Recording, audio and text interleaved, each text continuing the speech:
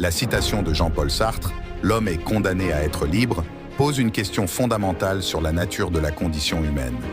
Elle suggère que la liberté est une caractéristique inévitable de l'existence humaine, mais qu'elle est aussi une responsabilité et un fardeau.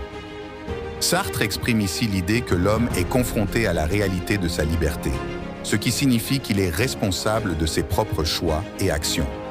Cette liberté est à la fois une source d'empowerment et un fardeau, car elle implique la nécessité de prendre des décisions et d'assumer les conséquences qui en découlent.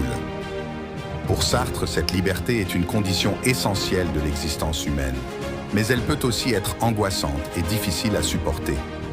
L'homme est condamné à être libre dans le sens où il ne peut pas échapper à cette réalité fondamentale de son être, même s'il peut être tenté de renoncer à sa liberté et de se soumettre à des forces extérieures.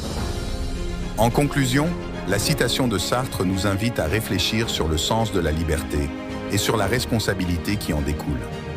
Elle souligne que la liberté est une caractéristique centrale de l'existence humaine, mais qu'elle exige également un engagement constant et une prise de conscience de ses implications. L'homme est condamné à être libre, mais c'est dans l'acceptation et l'exercice de cette liberté que réside la véritable essence de son humanité.